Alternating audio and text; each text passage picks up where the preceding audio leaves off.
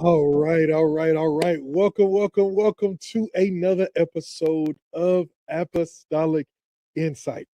Listen, I'm excited to get into this tonight. Y'all already know how we do. So before I even get into this, before I even get started, I need y'all to go ahead and jump in the chat. Let me know who you are. Let me know that you're here. Let me know that you're watching. Let me know where you're from. Drop the name of your church. Put it all in the chat. Let's go ahead and start shouting out our churches. I'm excited to be here. And I'm excited about what I'm going to get a chance to share tonight because we know that we just, I think, 56 days away from Easter. And so 56 days away from Easter, we know it's coming up, but we've got some things we have got to do. So I'm excited to jump into this with you tonight because I'm going to show you 7 reasons why your Easter crowd doesn't stick, why people will show up. And some of them will show up on that Sunday, but they won't come back after that. I know that's an issue that has been plaguing so many churches. And I'm going to show you why it's happening, but I'm going to show you how to fix it. I'm going to show you how to deal with it. I'm going to show you what the problem is, and we're going to dive into it. All right. So go ahead and jump in the chat. Let me know that you're here. Let me know who's in the building. All right. So before I say that, I want to say how amazing the last few weeks have been. Number one, your support has been awesome.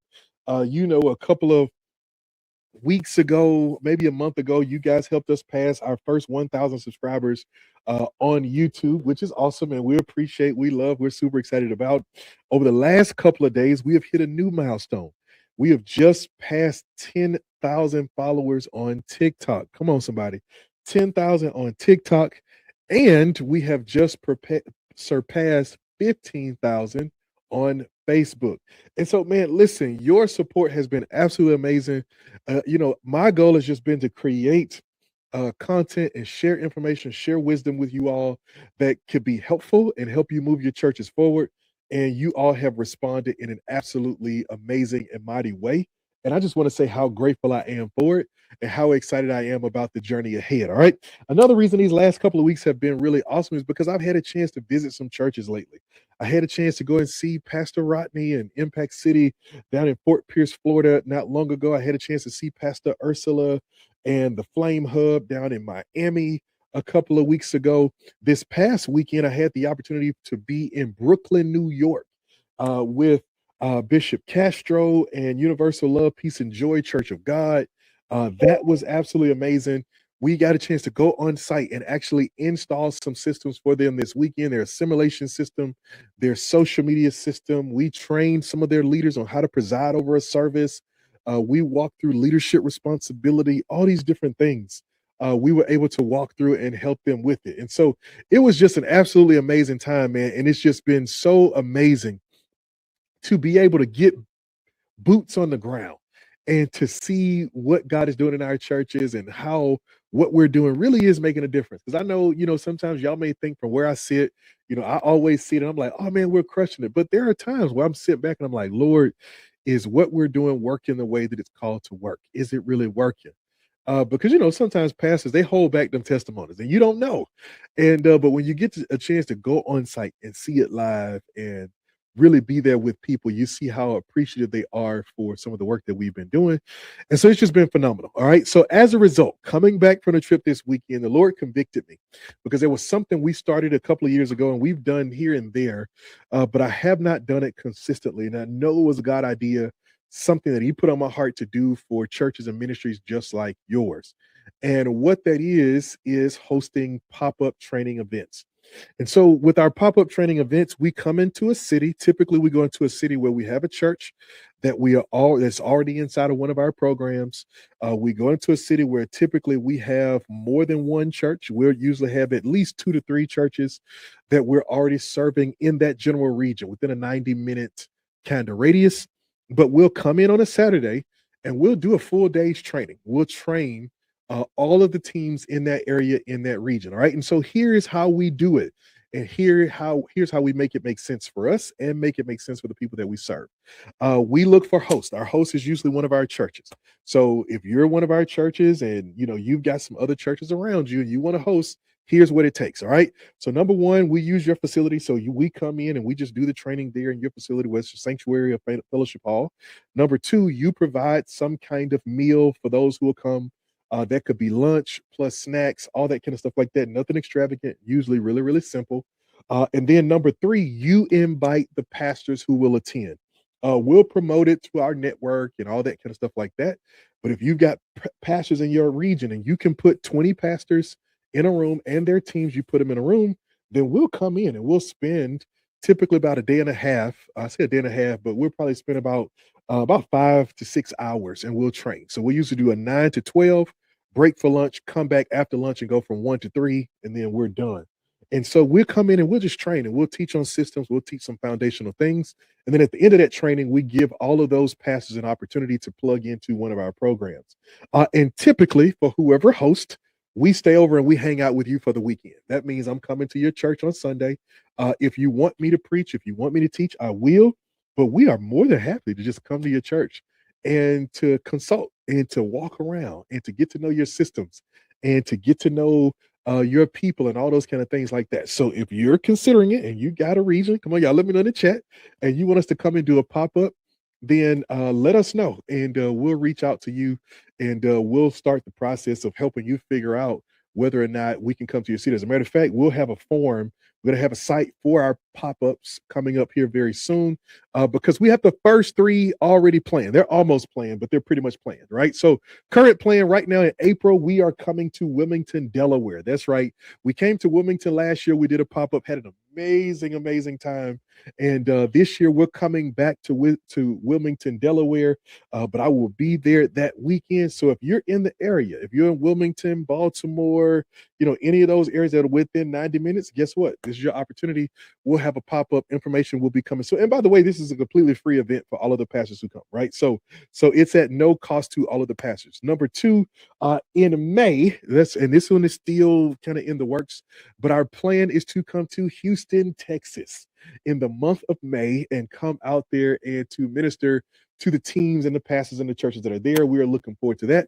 And then in June, we are planning to come back to New York. We're coming back to Brooklyn, New York, Canarsie to be specific. We're planning to come back and to spend some time there. But the rest of the year is open right now. And so if you want to be a site and you want us to come, listen, come on, listen, if you're willing to host, I told you what it is.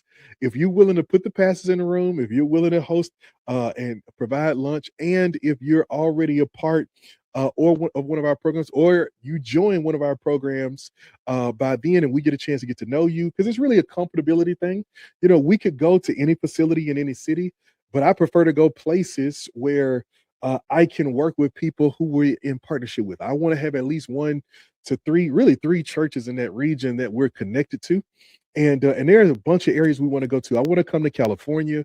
I definitely want to come on the West Coast. I want to come into the Midwest, Chicago. I want to come into kind of the heartland, that Tulsa, Oklahoma, Kansas City, Missouri, St. Louis. I want to come into that area. I would absolutely love entry into Georgia and Tennessee, into those 2 states. We have not ministered in those 2 states yet. We spent a lot of time in Florida. We spent a lot of time in Philadelphia, Wilmington areas. But we want to go to some new spaces. And so Virginia, we love to come to Virginia. And we've had some new churches come about. And if you're international, you're not disqualified. July is taken because we're going to be doing training in Kenya in July. And so in July, we are going over to Kenya, and we're going to be training some odd 400 plus leaders there, as we have done for the past 4 years. And we're going to go back. We're going to be doing that as well. And so we've got some opportunities. And so all of these different months, August, September, November, December, are open. We won't do it in October, because October is the month for our annual retreat, and we're going to be releasing that information as well. We'll have our retreat and our virtual conference, and it's going to be an amazing time. All right, so listen, if you want to be down, jump in the chat. Let us know. We watching the chat. We're going to go back and watch it. And if you're in the program, we'll help you come through. All right. So let's get down to business. All right. I want to talk tonight. I want to dive into this. All right. Good to see y'all tonight, man. I just appreciate y'all regulars, man. Y'all just be here, and y'all so consistent, and I just appreciate y'all. But tonight I want to dive into something. Again, 56 days to Easter, right? Easter is right around the corner. And one of the realities is that Easter is one of the most attended services of the year. It rivals with Christmas. I think Christmas has more, but Easter is more focused because when people come for Christmas, Christmas can really just be about family. But Easter is typically about some spiritual connection. And those people are coming to the Super Bowl of our year. And this is important for us to dive into, to run it down, to make sure we get on the same page about it. We've got to get ready for Easter, and we got to stop wasting our Easter. And the reality is that I have discovered there are typically about seven simple reasons that your Easter falls flat. Seven simple reasons that you do all that you do for Easter, and then by the time you're done, people don't come back. You have, an elevated attendance for 1 week, and then the next week everything is back to normal. And there are reasons for that. And tonight, I want to walk through those reasons. I want to deal with it. I want to talk about it because I understand how real of a frustration it is for so many leaders. All right. So let's dive into this. All right. Let's start here. Number one. All right. I want you to understand that Easter is not just a holiday, that it's really a harvest appointment. It is a set aside time where you get an opportunity to see an influx of people come into the church. And if you are prepared for them, it begins to build into a new season, into some new momentum for your church. I'm going to talk about this in a minute, but one of the big mistakes that so many make is that you treat Easter like an event instead of treating it like a season. You treat it like a moment instead of like momentum. And the truth of the matter is that God on Easter Sunday, God is sending people to your church who won't come any other time. They just won't do it unless you have a plan and a strategy to give them a reason to come back.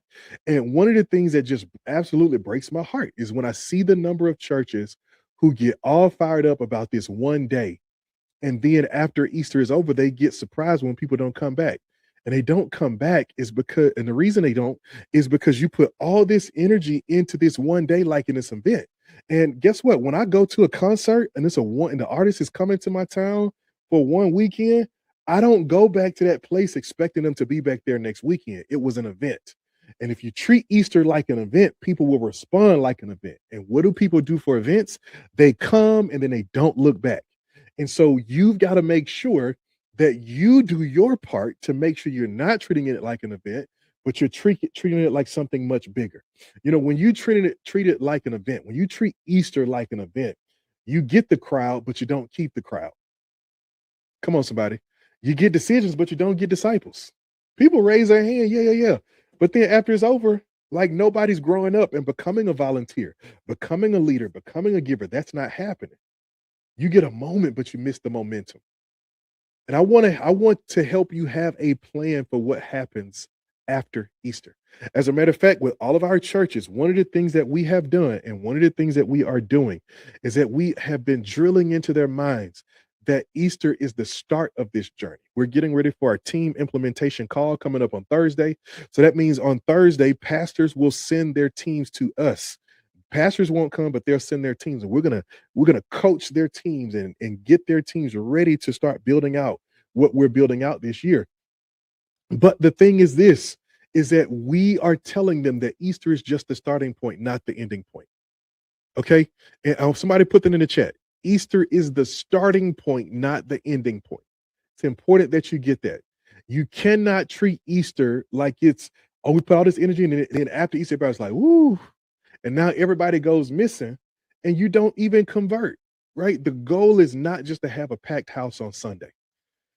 The goal is to have more disciples who are in process the following Monday. That's what I want to have. That's what we want to have. All right. And so again, Easter is not a holiday, it's a harvest. Easter is where we help people take the next step.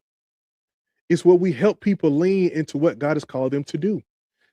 Easter, the resurrection itself is not just some random theme that we pulled out of the sky. It's the foundation of our faith. It is the bedrock. It is upon this rock that he will build his church, and the gates of hell shall not prevail against it. It's upon this rock that he is the Christ, that thou art the Christ. And if he was to prove that he was the Christ, the anointed one, then his resurrection was an important part of that journey. It's resurrection. And so that means that on Easter Sunday, we get to preach the gospel in a time and a space where it's going to have more attention and impact maybe than any other time of the year. Easter. And people are coming on Easter. If you have a plan, more people are coming. Some are coming because they're curious. Some are coming because they're hurting. Some are coming because they're open. Some are coming because of their family. Some are coming because they're nostalgic. Easter is a great opportunity to reclaim people you lost. For some of you, people that you lost in 2020, these are the moments that you can get them to come back. These are the moments that you can recover them. But here is the danger. God is drawing the hearts, but you're responsible for catching and caring. God is going to draw them in, but you're responsible for catching them and caring for them. You're responsible for that part of the journey. And here's what happens. Easter has a way of exposing what's broken in your church. Easter has a way. Easter doesn't create the problems, but it will expose them. Easter has a way. And so what we're trying to do and what I'm trying to walk you through tonight is helping you understand how you can begin to prepare and how you can get ready. All right? Because if you want to see a harvest, you got to have some nets. You are wasting so much energy begging God to do something in your church that you haven't prepared for. If you're going to have a harvest, you need nets, you need structure, you need systems, you need teams. You've got to have all those things, because if you don't, Easter is going to expose that you have been asking God to do something that you didn't have enough faith to start preparing for. That's what's going to happen. And so what I want to help you do tonight is I want to help you to start getting things together. You got 56 days left. I want to help you start getting things together so that we can take the next step. Okay? When the early church got the revelation of the resurrection, they turned it into a mission. They turned it into an empowerment. They didn't just turn it into an event like, oh, Jesus got up. Hallelujah. We celebrate once a year. No, that one event started a journey that continued on and still continues to this day. All right. Easter is supposed to be the kickoff of a new season in your ministry. That's what it should be. It's a kickoff of a new cycle, of a new season for people to take the next step. All right. I'm going to get ready to show you the 7 things. Here's what I'm going to show you. While every other church out there is planning a service, I'm going to start giving you some insight on planning some systems that are not only going to make Easter a great day for you, but they're going to help you capitalize on everything that happens after Easter. They're going to help you capitalize on what happens next. They're going to help you capitalize on what's coming down the road and how you can make sure. We're challenging our churches to plan from the cross to Pentecost. So we're planning a 7-week follow-up journey so that all of our churches can be on point, right where they need to be, doing what they need to do to move things forward. All right. If you're ready, somebody drop "let's go" in the chat. Come on, drop "let's go" in the chat. And while you're doing that, I want you to do me a favor. Let's see if we can't break 100 live viewers tonight. All right. Y'all can see how many people are watching on YouTube.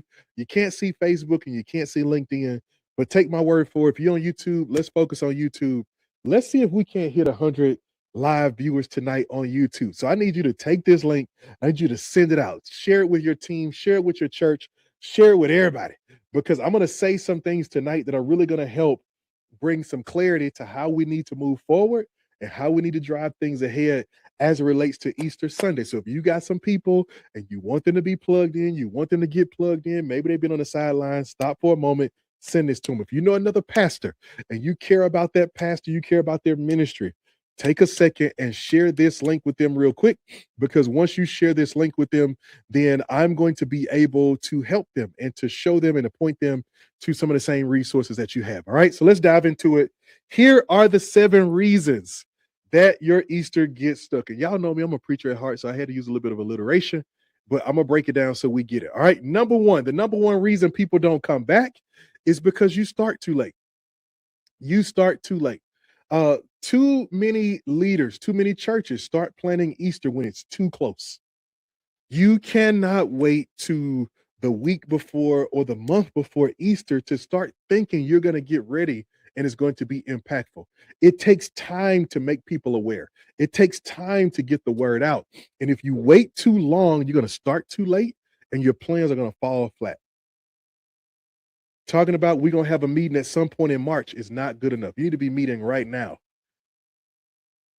Like when you haven't planned, you haven't had a leadership meeting. Your sermon series is not planned. If your sermon series is not planned, I know your graphics not done. Your graphics not done. Your kids plan is not done. You don't have a landing page on your website that tells people about who you are and what you're doing. Your volunteers haven't been trained and equipped and not ready. You don't know how you're going to do outreach and get the word out. All of those things slow you down and they keep you from getting where you need to go. And so you need to start right now planning. We started planning for Easter in January. We started rolling out Easter plans in January. We gave our churches a prayer guide 12 weeks ago. We renewed that prayer guide, 8 weeks of prayer for the whole church to walk through together, and we gave it out last week.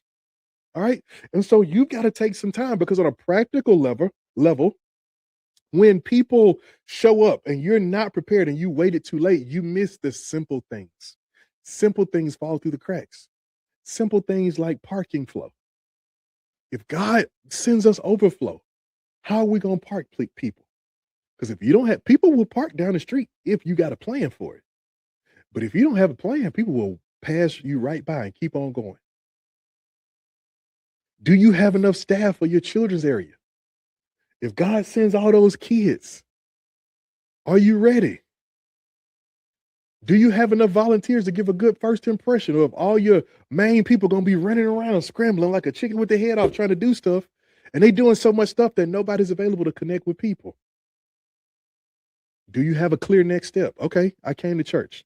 I'm already saved. I know Jesus, but I want to know more about the church. What's next? What do I do next? Is your new members class ready? Do you have a follow-up strategy? Like, are you prepared? Because here's the reality. Every harvest requires preparation. You cannot plant on Friday and expect a harvest on Saturday. It doesn't work that way. It doesn't work that way. It doesn't work that way, which means you got to start preparing now. So here's how to fix it. You need to put a plan and you need to start early. And here are the things you need to put in your plan.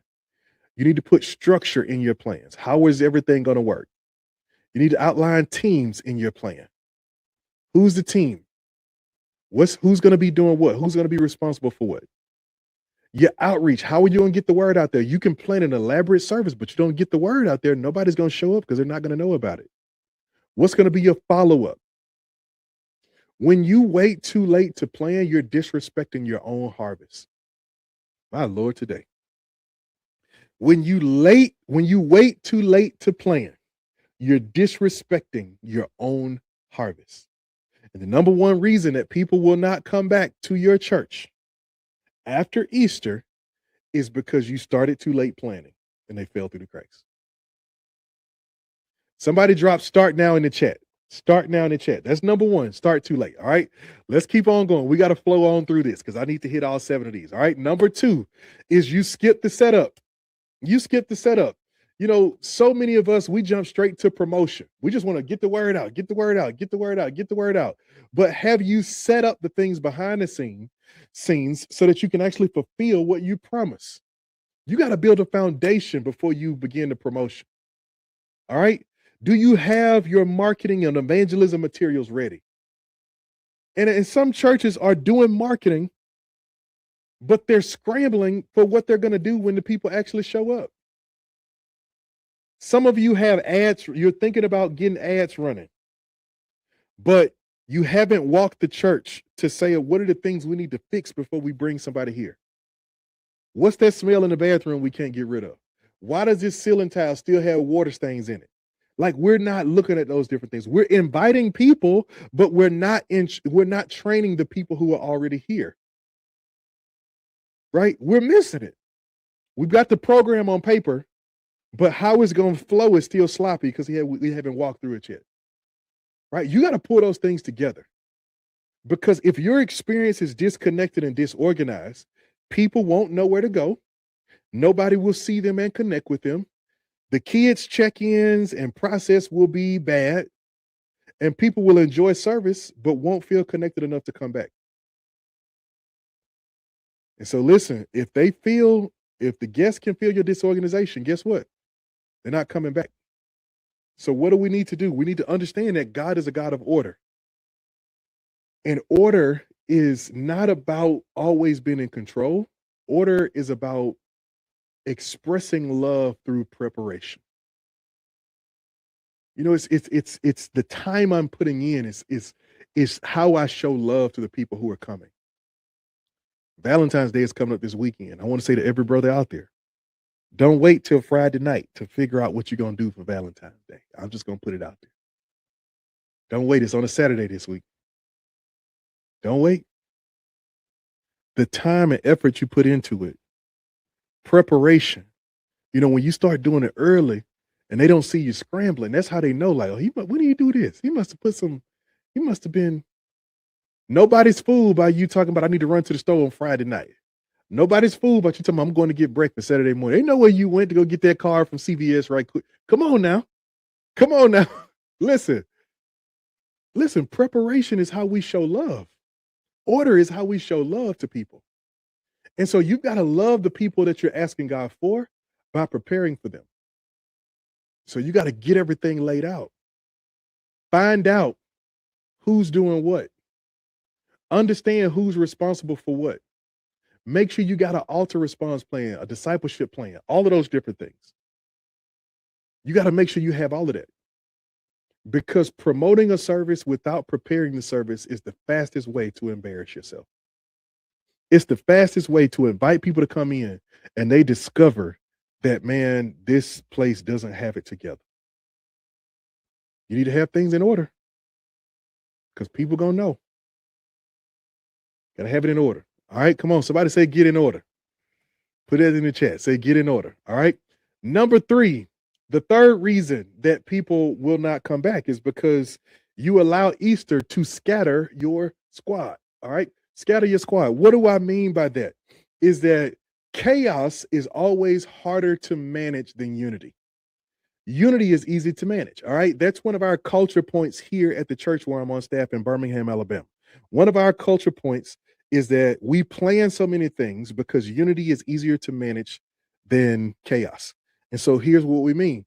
When we say, hey, look, we all wear black and white suits on the first Sunday, it's super simple. Why? Because we don't have to be going back and forth with different people about what to wear. When we say this is our dress code for the worship team, it's because I don't want to have to stand next to the stage and every Sunday have a conversation with somebody because they came out wearing a brand they created and they trying to promote their brand on stage. Like, we don't have to do that. So we just get in unity, and by getting in unity, everything is much easier to manage. All right. And so you need to make sure that you've got that kind of unity. And when it comes to your team, that means having clear roles, clear ownership, and everybody understanding what they're responsible for. If you don't have those things, everybody will assume that somebody else is responsible. And so what does that lead to? It leads to the pastor becoming the project manager. And so now you stressing yourself out. You stressing out your husband or your wife, stressing out your kids because y'all at the church on Saturday trying to do everything at the last minute. The faithful few you got, you end up wearing them out because you didn't plan well. Last minute, you texting people and you tell them, look, I know it's last minute. I hate to bother you. No, you don't. You bothering me. You don't hate to do it if you're doing it. If you hated to bother me, you would have planned better. How about that? See, y'all finna get me fired up tonight. Don't get me started. If you hated to bother me, you would have planned better. And so you end up doing all this stuff and nobody's accountable. And so even if things don't go well because nobody else was responsible, who you gonna fuss at? Who nobody fuss at? All you can do is be disappointed just like you were last year. And you're gonna sit there and you're gonna convince yourself, just like you did last year, you know what, we ain't doing this next year. Next year, we're gonna be prepared. No, you're not. Not unless you do something different. It's gonna be the same. Just like it's been the same for the last 5 years, the last 10 years, it's been the same. Find yourself surrounded with all of these people who's supposed to be volunteers, but nobody's leading. It's because the squad is scattered. And so when your people are stretched thin and they all over the place and everybody's not on the same page, Here's what happens. You start missing details. You can't be creative and innovative because innovation often requires space. It requires space to think. It requires the absence of pressure. It requires the absence of the urgent. Innovation requires time, right? In order to innovate, I got to have a base level, and that base level has to be set. And if the base level is set, then I can start thinking about going over and above. But if I don't even have the base level set, I can't go over and above. And when you have that kind of tension going on, guests can feel it. You may not think they can, but they can. And so what you have to really embrace, and has become a culture point for you, is that we are a body. And in order for a body to function, there's got to be many parts. There's got to be different people doing their jobs and coming along. So a couple of things that you can create to keep your squad from being scattered, to keep your people from being all over the place, is set team leaders in place. Build role job descriptions for every person so they know exactly what's expected. Give your leaders checklists that they can work off of. Put together a flow of communication so everybody knows who to talk to who. You know, this is every year we do an Easter kit. And in the past years, we have made that Easter kit kind of like a standalone product that people could purchase and buy and then be along with it and so on and so on. This year, we didn't do that. We didn't make the Easter kit available. Publicly, it's only available to churches that are in our program. But inside of that Easter kit is everything you need. It's role descriptions. If you got a big team, here are the 12 roles you need. If you only got 3 people, here go to 5 hats. Y'all 3 people got to work. All right. You can figure out who wears what, but here go to 5 hats. Here's their job description. Here's their checklist. Here's what they're responsible for. Everything is laid out. If you do these tasks every week for the next 8 weeks, guess what? By the time you get to Easter, everything will be easy. All right. But you got to get clear on it. You got to get clear. All right. If you're already inside of one of our programs, just go get that Easter kit and execute. If you're not inside of one of our programs, well, you can either join our program and get the Easter kit, or here's what you need to build yourself. You see it on screen. Go build it. You have the time, you have the energy, go build it. But whatever you do, you're going to have to put this in place if you want to see progress. If you want to see progress, you got to get clear on who's doing what. And I tell y'all this all the time. Leadership is not, it's not easy. It's not. It's so much easier to just do stuff yourself in the moment. The hardest thing in the world to do is to grab somebody who doesn't know and teach, and slow down enough to teach them what you know so you can transfer that wisdom to them. It's the slow way. But guess what? It's the best way. It works. Because if you keep on doing it yourself, you're going to have to keep on doing it yourself. And doing it yourself feels good when you're in the moment and you feel like it and everything is good. But mess around and hit some hardship in your life. Now you don't have the option to do it yourself, and there's nobody else trained to do it for you. So that means it just doesn't get done. And if you get sick and you have to go down for a minute and you have to disappear and you have to come back, guess what? You're going to come back to a mess because you didn't prepare them. So you got to prepare. All right. So number 3 is we got to get clear. Somebody put clear in the chat. Come on, put clear in the chat. All right. Number four. Here's a big one, y'all. One of the reasons people not going to come back after Easter is because we chasing the spectacle, man. We putting on a show. Instead of building something long-term, we put on a show. You know, here's the reality. Working a job has made more people wealthy than the lottery. Working a job has made more regular people wealthy than the lottery. And yet, many of us every week we play the lottery. Every Easter, we just want to put on a big old show and a big old event. Man, it's gonna be so good, man. The people gonna come out from everywhere, and maybe it'll be so good that they'll say, man, we want to commit to this church. Not realizing that when they come back next week, all the stuff that you faked on Easter Sunday no longer exists, and they still fall through the cracks. And we're overproducing. And really, here is what we ought to do. Instead of overproducing Easter, and I'm not saying Easter shouldn't be special. There are going to be some special elements. You need to have a photo booth. You need to have a moment where you stop and recognize people and families. You need to do all those unique things. But what I am saying is, what would be even better is if you take a moment and actually just make your church better. Like, take a moment and make sure you have all the things that you need to really be a better church and not just look like a better church. Don't get focused on impressing people. That's not it. If people are looking to be impressed, they can go to a church better than yours. There are churches in your city that have better buildings. There are churches in your city that have better preaching. There are churches in your city that have better music. There are churches in your city that have better parking. There are churches in your city that have better youth services and better kids ministries and better women's ministries and better women's ministry. Their women's ministry across town, they got a conference they have every year. There are people who got all that stuff better. So don't worry about impressing people. Create a repeatable pathway. Your advantage could be that you develop people. Not just that you put on a great show, but that you develop people. So don't get caught up in trying to build a show you can't sustain. Yes, add extra elements, but make sure your mission is tight. Make sure you have a plan for discipleship. Because if you don't, after Easter, everything is going to drop.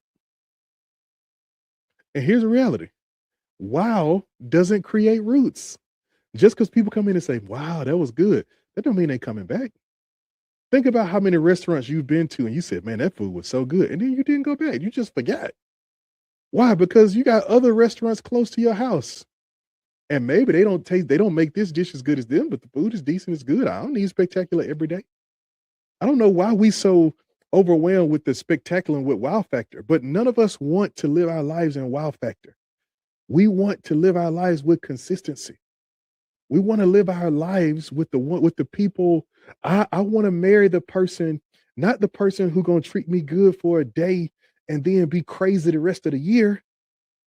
I married the one who is just going to be normal every day. That's what I wanted. Like, I don't want crazy kooky madookie who just show up and all that.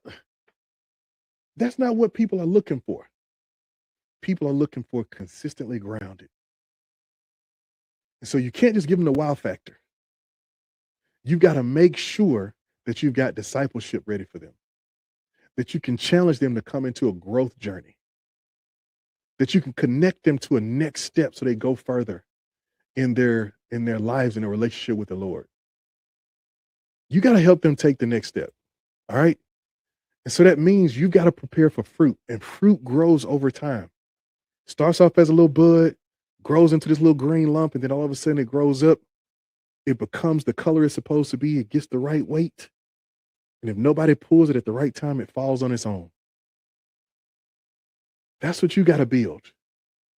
This moment is not a time for you to try to have the biggest gimmick. Like, this is a time for you to do tried and true what the word of God calls us to do. Make disciples, teaching them to obey all the things I've commanded you. And lo, I'm with you, even to the end of the age. So what do I need to do? I need to prepare to preach the gospel as clearly as possible. As a matter of fact, you need to be starting a series on Easter Sunday. Easter Sunday, you ought to be starting a series. And the series you start should be the series that you grab and that you take off and you say, okay, look, this is where we're going. I want you to go on this journey with us. Make sure you're ready to give a real invitation on that Sunday. Make sure there's a clear next step. Your new members class is ready. Make sure your follow-up plan is together. You got scripts. You know what to say when you call. You know what to say when you text. You know what to put in the handwritten notes you're going to send. You know what to do and all those things. Make sure you got all that stuff ready. Spectacular might get you applause, but systems make disciples. And that's what we want. We want disciples. We want systems. All right. Somebody drop systems in the chat. Systems in the chat. All right. Listen, this is the moment to not try to get cute, but this is the moment to do what you do. This is the moment to do what God has called you to do and to do it well. All right. Number 5, the 5th reason that many people won't come back to your church after Easter is because your Easter is going to starve your servers. You're gonna starve your service. All right. So here's one of the things that you gotta understand is that if you want to harvest, the first thing, if you want to grow your church, the first thing you need to grow is your huddle. When you grow your huddle, that's the secret sauce to growing your church. So you got to grow your leaders. You got to grow your volunteers. You got to grow the people who do that part. And that gives you capacity to be able to grow the church, right? Because God most often will not waste his harvest. He is not going to give you what you know you can't handle. As a matter of fact, some of you have been getting it. You've been getting guests every week, every month, every whatever it is, but you're not holding on to them. Had you held on to all your guests from this year, your church could probably have doubled by now, right? But a lot of times we don't, right? And they slip through the cracks and they fall through. So what you've got to do is if you want to see the church move forward, you've got to work on increasing capacity. And capacity is not about your building, it's about your people. It's having enough kids workers, having enough greeters and ushers, having a follow-up team that is trained and equipped to do what they do, having a plan for security. What do we do if something goes wrong? What do we do if this happens? Having that plan, having volunteers who know exactly all those different things are things you got to have. If you don't have them, you lose people. Listen, let me tell you something's going to happen on Easter. If your team is not prepared on Easter Sunday, that child who goes in there going to have a great time, because to them, kids are so pure and they so honest and they so pure, man, that they can have a great time in a bad situation, right? You can have a horrible children's ministry. It's a room with a ball in the middle, and they'll come back telling their parents that they had a great time, but they're going to also come back telling the truth. Well, when we was in there today, Miss Jan, who the lady who's with Miss Jan, she started crying because she said they put her in there by herself with all the kids because it was too many kids, and so Miss Jan put the snacks in the middle of the room, and she was just like, "Look, y'all just have what y'all want, just leave me alone for a minute." And we went over, and I got some chips and I got some cookies and the juice, and we was just running around, and then Johnny had ran into the wall and he was crying, and they had to go get his mama. And just that's my best little kid impression. Listen, but he gonna get in the car and he gonna tell it. If your stuff is not organized and not ready, he gonna get in the car and he gonna tell it. And you're gonna be wondering, man, what happened to that family who came last time? That's what happened. And they too nice. They're not gonna tell you. They're not gonna tell you. But that's what happened. Is that, hey, we came and y'all wasn't prepared. Y'all weren't ready. Y'all was not ready. Y'all had more kids than y'all could handle. And listen, if you got to know what your capacity is. You got to know what your capacity is. Please hear me. You got to know what your capacity is. Everybody's capacity is different, Pastor. Like, I'm not a juggler, but if you give me two things, I can toss them around and I can hold them. If you give me three, I'm probably going to fail pretty quickly. If you give me four, I know I'm out of there. Everybody has a capacity. You need to know what your capacity is. If you can only handle 20 kids, after 20 kids check in, say children's church is closed, everybody else is in the sanctuary. But if you want more than 20 kids because you want to reach more than 20 families, then you gotta start planning. You gotta start building. Same thing with your follow-up. If guests come to visit you, but nobody follows up with them, they won't come back. Listen, in the climate we live in, I need you to get this. People need to be asked to come back. Even when you convince them that God wants them, they're not sure that your church does. And so you need to invite them back. There are enough people who have been pushed out of churches because of disagreements that we now live in a culture where people no longer assume that the church wants them. And so we have to fight so hard to break through people's walls. And so what you've got to do is you've got to set it on your heart that you're going to follow up with people, make sure they know that they are known and they are needed and they are wanted. All right. Look, Jesus told his disciples, he said, look, I want y'all to go feed them people. I want y'all to go feed them. He didn't say, I hope the crowd survives. Go tell them we hope they survive. He says, no, go feed them. Go do it. Go take care of them.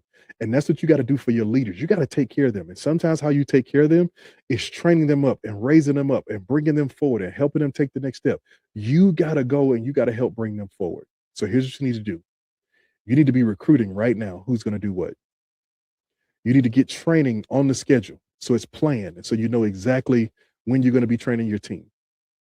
You need to make sure that every assignment is clear, and you need to make sure that you're appreciating and celebrating the people who have partnered with you, because you cannot pray for a harvest and then not build capacity. And that's what some of y'all are doing. You're missing the fullness of that Luke 5 experience of the net breaking catch. Jesus says, go back out there where it's deep. And some of you are out there where it's deep. You're in the trenches. You're doing ministry. You're serving. You love people. You care about people. You are out there in the deep. You're giving God what you have. But he said, cast your nets on the right side of the boat.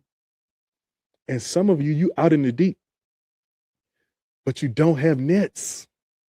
And because you don't have nets, you can't catch anything. Even if you got some people on the boat with you, and you can look over the side and you can see fish swimming all around you. You can see them right there, but you can't catch them. My wife and I went to Destin. This is probably a couple years, maybe 2 years ago we went. And I had started getting into snorkeling. And so I had a snorkel, and I'm out there and I'm standing in about, 5 feet of ocean where I can see. And Destin, the water is crystal clear, right? And so I'm standing there, I got the snorkel on and I got the goggles on, I just put my face in the water. And I look down, man, and I can see these fish. And I'm talking about they're probably, a foot and a half long, probably about 4 inches high. They're real tropical looking, white with like gray stripes on them. And they're just beautiful. And I'm standing there and they're just standing right around me. They don't seem afraid of me. They don't seem scared of me or nothing. And I reached down, like, because it felt like it was really close, but I had to get into the water to try to touch one. And I could touch it, but I couldn't catch it because I didn't have a net. And some of you are out in the deep and you're dealing with all of the challenges that come from being in the deep. You're dealing with the waves. You're dealing with the wind. You're dealing with the frustration. You're dealing with the challenges. But one of the things that you can't see the beautiful side of ministry is because one of the things outside of being obedient and fulfilling our call to God, one of the things that makes the turmoil of the deep worth it is what you catch and bring back to shore. And if you're not catching anything and bringing it back to shore, all you have are the frustrations of ministry. And that, my friend, is why so many people are quitting. That's why so many people are leaving the ministry. That's why so many people are walking away. That's why. It's because you're out in the deep without any of the benefits of being there. And so what you got to do is you got to start building capacity, and that means building people. You got to start building a team around you that your team and your systems and structures. Systems are processes, structures are people. Your systems and structure are what determine your size and speed in ministry. It's not just your anointing. It's not just your calling. It's not just your vision. It's your systems and structure. I don't care how big your locomotive is. If you don't have tracks, you are not going anywhere. It's just not going to happen. And so what you need is that you got to build capacity. Somebody put that in the chat. Capacity. All right, listen, I'm trying to help. We circling to the end. All right, here we go. Number 6 is you're slipping on scheduling. This is the 6th reason that people won't come back. Your scheduling is slipping. And what's happening is you don't have clear deadlines. And if you don't have clear deadlines, your team and your church is being undisciplined. And so everything happens at the last minute. And some of you have a culture of everything happens at the last minute. That's one of the reasons that a lot of people don't participate. That's one of the reasons that your events don't have high attendance. It's because you're doing everything at the last minute. All right. If you film the ad too late and you try to get it out there, it doesn't work as well. It takes a Facebook ad sometimes 10 to 21 days to really hone in and identify your right audience. Facebook is choosing from all the people in your city. It takes them a while to learn which people will respond and which people won't. The Facebook ads is an algorithm too. So it shows your stuff to people, and people who don't look at it and don't like it or close it out, it starts to learn, okay, these kind of people don't like this, but these kind of people do. Then all of a sudden it'll start showing it to your right audience. But it can take 3 weeks for that to happen sometimes. If you recording the ad the week before and trying to throw it up a week out, it doesn't have a chance to learn. And so you just wasted $500 boosting that post, or $100 or $50 or whatever you try to put on it. And if you haven't planned your sermon in enough time, I know your graphics aren't done. And man, listen, we wear out our graphics people. That's why we wear out our graphics people. We get our graphics people, man, and we call them one day, we send them $50 to build us a flyer, and the next day we're like, hey, you got an update for me. Bam, that is not how this works. You can't just throw this to me one day and think the next day is going to be finished. Look, I'm telling you what they won't tell y'all. I'm telling you, it don't work like that. And you're not their only customer. You're not the only person they doing a flyer for. And then we don't give them no detail. What you want to just make it look good. What does that mean, sir? I'm gonna shake it. I know they want to shake it, but they can't shake the pastor. What does it mean? Just make it look good. Like, we got all of these things are better with time. And when we don't give ourselves time, we do ourselves and our teams a disservice. So you can't get the printed materials, the flyers you're trying to do. We having all of our pastors this year. We're doing ads, we're doing organic social media, and we're doing print materials. So not mailers, but invitation cards. We built the invitation card. We gave it to everybody, just put their logo on it, print it out. All right, gave it to them last week. So all of this stuff gets rushed. Your social media is not building up because before somebody says yes to coming to your church, they're going to go look at your social media page first to see if you posting consistently, to see if they can get a look at what your church is like. Do families know you got kids ministry? More people would come if they knew you had something for kids. Like, all of these things, if they don't happen, your service will not be as well as it could be. And y'all, this bug is flying around my office. And see, I'm gonna have to go and take him out. He got me distracted. Hold on, y'all. Did I get him? I think I might have got him. Yeah, I got him. Listen, I play about a lot of things. Play about lots of things, but a bug flying around me is not one of them. It's not one of them. Okay, so listen, let me get back to what I was talking about. So listen, if we don't have these things and we're slipping on scheduling, everything begins to fall through the cracks. And the way that you make a big task small is by breaking it down into chunks. In our Easter plan last week, we gave everybody for every role an 8-week checklist and just said, every week for 8 weeks, do these things. If you do these things every week for 8 weeks, everything will be simple and easy. All right. And so that's what you need to do. You need to break it up. People can tell when you just threw something together. I know we think we do a good job of faking it, but people can tell when you just threw something together.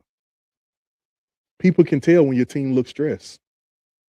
They can tell when people are unsure. If every question I ask, you got to go find somebody. Let me go ask somebody. I'm not sure. I don't know who doing that. Like, nah, people can tell. So you got to fix it. So what you got to do is you got to start to plan. Put together your timeline. Put together your checklist. Put together your weekly rhythm. Put together your meeting rhythm. All of those different things. Because anointing does not replace discipline. My Lord, I don't know who I'm talking to. Anointing does not replace discipline. You got to get your team ready. Now, let me deal with this, because I know that there are some of you out there who are saying, well, what if you give your team all this stuff and they don't do it? Well, I would say that's why you're there. Lead. You got to lead. You got to lead. You only got 2 choices when it comes to your team. Either you're going to make the team you have work, or you're going to build a new one. Both of those are going to be your responsibility. It's up to you now. It's up to you which one you do. You can do whichever one you want. If you want to start from scratch, then you can let the people you got, tell them, hey, look, your services are no longer required. God bless you, but y'all ain't getting the job done. I need some more folks. And then if you can go out there and build a new team, then by all means do it. But if you're going to have to make it work with what you have, then you got to lead them there. And this is my rule of thumb. This is a standard I hold myself to, and it's a standard I'm going to hold you to. If something is not going right within your team, as the leader, it's your responsibility to fix it. It's your responsibility. It's up to you. Are you communicating clearly enough? Are you challenging them to come forward? Are you holding them accountable? Yeah, you told them what to do, but when you don't hold them accountable, you say to everybody else on that team, you don't really have to do it. It's just something I want you to do, but if you don't do it, that's fine. I ain't gonna do nothing about it. Like, what are you really doing? What are you really doing? What are you really doing? It's your job. You are the leader. God did not send you there just to go and enjoy the fruits of labor for being there at the church. He did not send you there just so you could sit in the good seat and get your plate first. He did not send you there so you could go to the banquet and eat off a real plate while everybody else would eat off a paper plate like we do in the church. He did not send you there for that. He sent you there to solve a problem. And this is real leadership. Real leadership is that you solve hard problems. And if you can't solve them yourself, this is where you get desperate enough and serious enough to go find somebody else who can help you solve it. When I hit a brick wall in our church and I didn't know what to do, I went and I got another job and I started working in property management. And I started doing that because I knew every house I leased, every apartment I leased was going to be a commission. And every commission I got was resources that I could take to go and invest in what I was trying to build. And so when I found my first consultant, I didn't ask our church to pay for it. I went and I raised the funds, I earned the funds, and I went and got the consultant to coach me and to walk me through it and to help me get to where I needed to be because I was so desperate. I was determined that I could not have another year, another season, another moment that was the same as the one that I felt like I kept living over and over again. I felt like I wasn't going year 1, year 2, year 3, year 4. I felt like because I wasn't learning the lesson, I was going year 1 again, year 1 again, year 1 again. And I was getting frustrated and overwhelmed. And when I got desperate enough, I went and found a solution. I went and I found help. There's no excuse. There's no excuse. Go find the help you need. And when you find it, do what they tell you to do. Even if you think you need to do something else, do what they tell you to do. I say this to every pastor that comes into our program. Just walk through the modules in the order that I created them. Just walk to them in order. I know you think I got this already. I'm already a good leader. I don't need to walk through the leadership system. But you don't realize that a part of your leadership is your time management. And the reason you don't communicate well is because you don't manage time well. You manage time well when it comes to going to church on Sunday, but you don't manage your time well throughout the week. And if you're a bivocational leader, you have got to become a master of time management. You've got to know who are the people that you need to invest in every single week. You need to know what are the tasks you need to get done every single week. So guess what? Go through the intentional leader system. Then after you go through getting yourself organized, now let's organize your Sunday, your worship service, your Sunday teams. Let's organize that next. Because when you know how to organize your own life, then you're going to be qualified to speak to the people that you're trying to get to serve. And the crazy thing is that so often in the church, we as leaders are asking people to do something that they clearly see we are not modeling. We're asking them to be more structured and be more organized and take more initiative. And then they look at our lives and like, fam, you always running like a chicken with your head cut off. I digress. If you're leading, you're responsible. God put you there to be the solution. So you got to be it. You got to be it.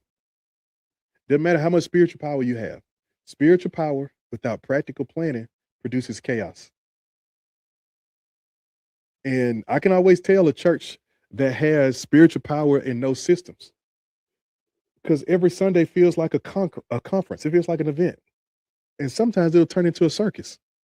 And you look up one day and only people you have left are people who get excited about being in the circus. I see this a lot with apostolic and prophetic, especially prophetic culture, is that if you don't put systems in place, particularly pastoral systems, what ends up happening is that people who need to be pastored don't stay. And so all you have are the prophetic people, and the prophetic people are on the spectrum somewhere, right? Some of them are, normal in the middle, some of them pie in the sky, some of them like real weird, whatever. Like you get a little bit of everything, and that's okay. I'm down for every expression. But if you have a house that only has that, it's going to become dysfunctional. It's going to become dysfunctional. And you get a house where everybody want to prophesy and nobody want to speak to each other. And nobody want to be nice to each other, and nobody want to be discipled, and nobody want to lead a small group. It doesn't happen. And so you got to get some discipline. All right, let me go because y'all done took me off the rail chat. Y'all done took me all off. Y'all done got me all off. All right, let me go. Last one, number 7, and we'll close out here. The last reason, and this is a big one. This might be one of the biggest reasons that people won't come back is because we fail to follow up.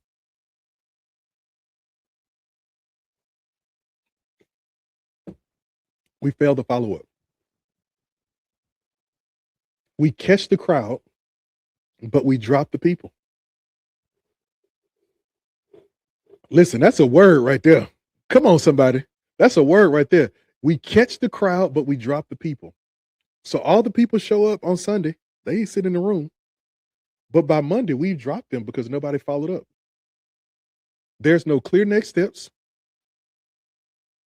There's no guest connection process. We did all that. We spent all that energy collecting them cards, and nobody contacted them.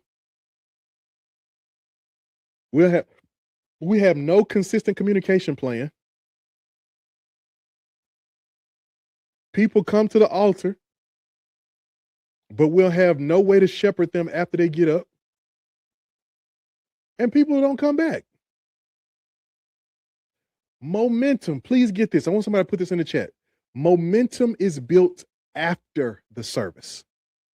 Momentum is built after the service. Follow up is how we convert interested people into involved people. Follow up is how we turn decisions into discipleship. Follow up is how we turn guests into family. Follow up. And if you don't follow up, then you're missing out. And so what you've got to do is you've got to build out a plan. All right. You want to have good follow up. You need to have a plan for 30 days, at least 30 days after Easter. Making sure you got a follow up plan within 24 hours. What are you going to do within 7 days? What are you going to do within 30 days? All of that. You need to have a plan that takes you from Easter to Pentecost. All right. Hear me, y'all. If you don't build the nets, your harvest is going to leak. You got to build a plan. One of the things that we put in our Easter plan is that we put the Cross to Pentecost plan in there. We built 5 sermon series and graphics for all of our series.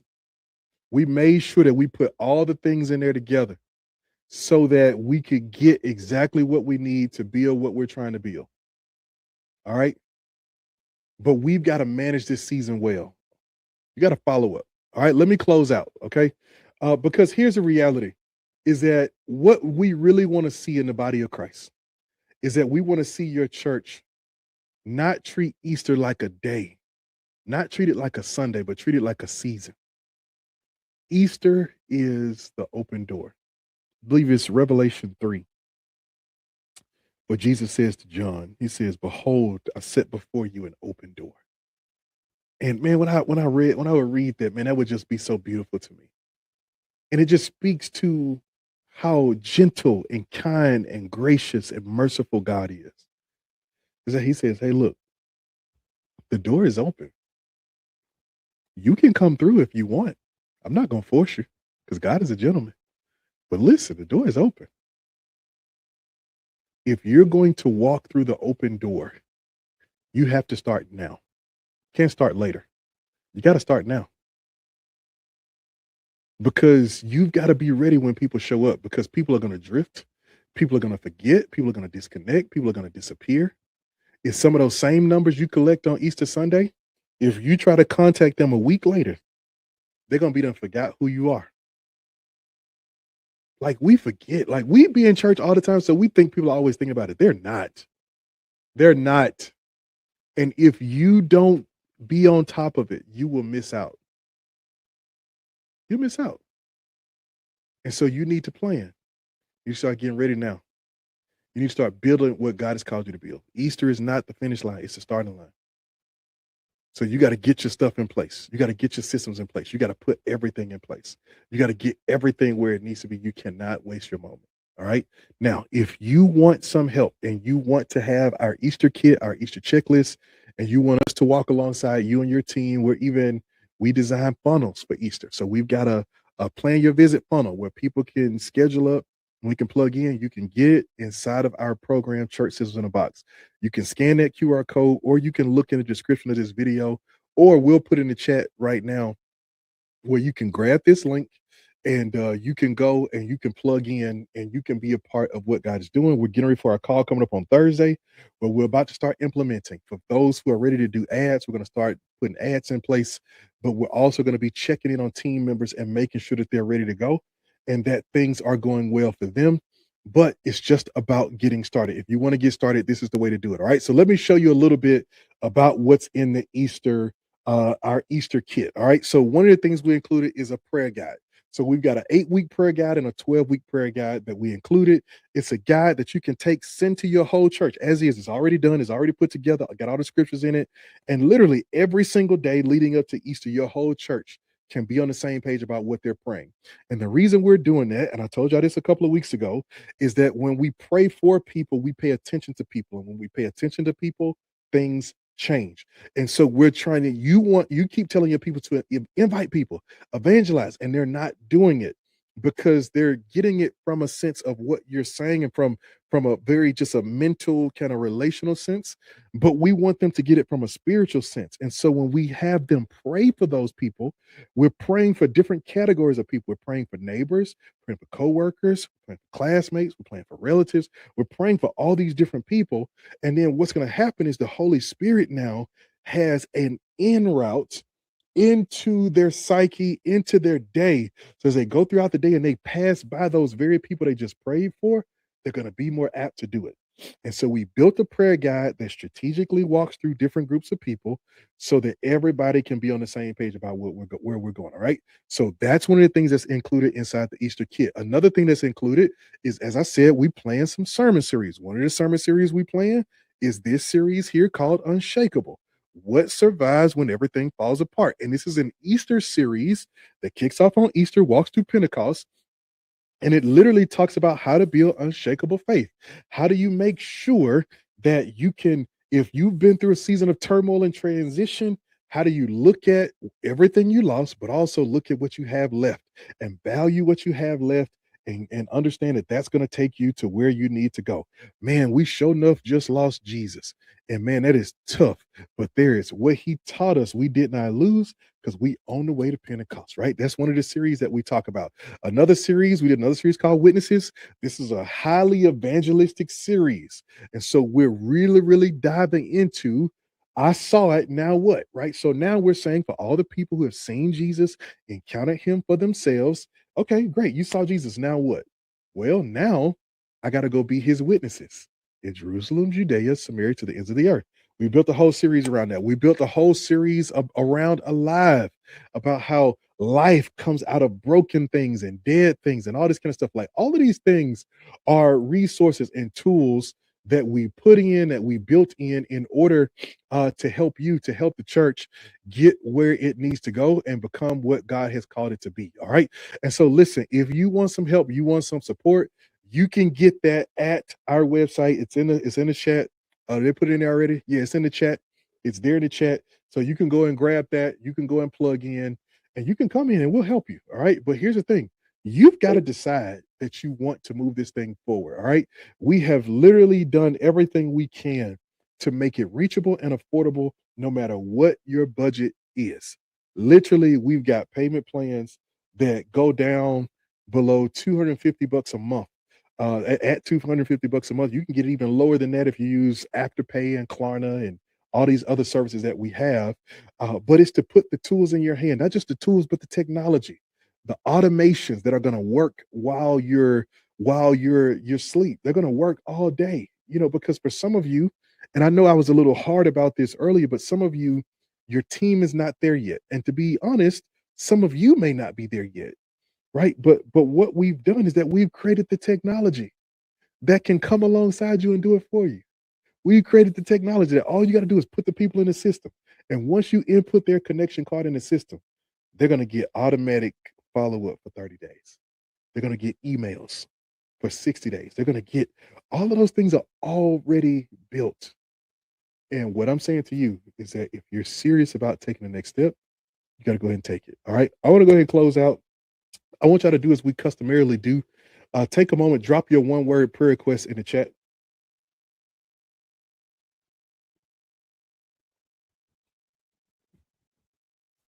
Drop that in the chat for me. It's a one-word prayer request. And I'm going to pray for you before we go. I want to lift you up. And then we're going to get out of here. And if you haven't already, man, look, take a moment, share this with somebody. You know somebody who needs this. You know somebody who needs to be plugged in to what we just shared here tonight. Take a moment, send it to them, share it with them, send it to your team, send it to your people, whatever it is. Like, just go ahead and send it, because again, you got to bring them up to speed for where you're trying to go and where you're trying to get. All right, let's pray. Father, I thank you so much for this night. I thank you for all these leaders. I thank you for all these people. I thank you, God, for these who have shown up and who have come to be with us and to just continue to grow. God, we are doing what we know to do to build your kingdom. We are doing what we know to do to build and to prepare for the harvest. God, we are living in dark times, but we know that the light shines brightest in darkness. So we're trying to do what we know to do. So Father, I pray that of these 7 reasons that people don't come back, that none of them will be true for the churches that are represented here tonight. That none of them will be true, but that the opposite will be true for them. That they will put these things into place, that they will take these steps, that they would build the teams, build the systems, prepare, communicate, cast vision, disciple, evangelize, that they will see your goodness in their church as they do what you have called them to do. Father, I pray that you would give them the strength that they need to give it another shot. I pray for those pastors who have tried things in their own strength in the past for Easter. Some of them have even tried things that they were sure that you had called them to do and encouraged them to do, and they fell flat. Father, I lift them up to you tonight. And I pray that you would give them the strength, the courage, the boldness to try again, to not let past failure be the marker that aborts future success.